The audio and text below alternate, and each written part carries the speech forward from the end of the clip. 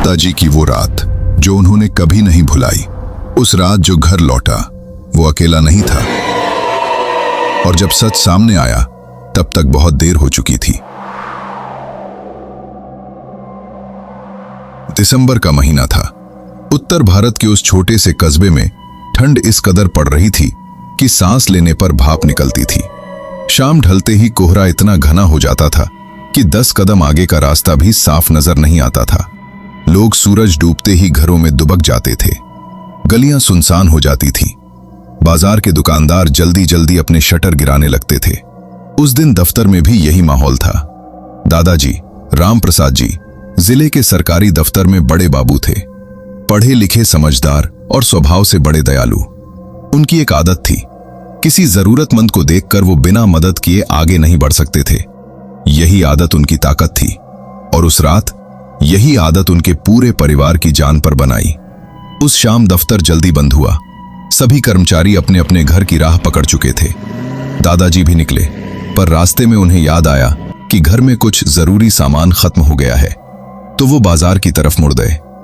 बाजार में राशन लिया, तेल लिया, मसाले लिए। तभी नाक में ताजी मछलियों की खुशबू आई।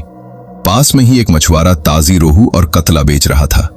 दादाजी रुक गए, मछली देखी, परखी, मोल भाव किया। इसी में वक्त निकल गया। जब घड़ी देखी तो रात के 9 बज चुके थे।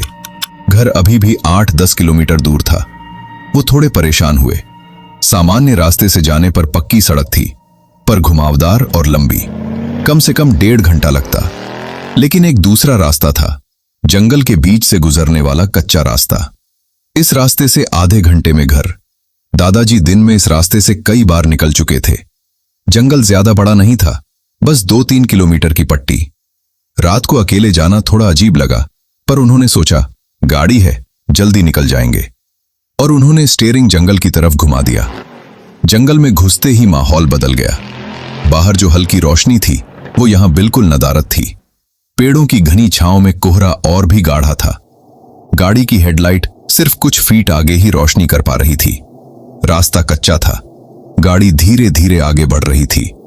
जंगल में पूरी तरह सन्नाटा था। न चिड़िया, न झींगुर, न हवा की सरसराहट, बस सन्नाटा। दादाजी को थोड़ी बेचैनी हुई, पर उन्होंने मन को समझाया। गाड़ी थोड़ी तेज की, तभी अचानक कुछ हिला। दादाजी ने ब्रेक मारा। गाड़ी चीखती हुई रुकी।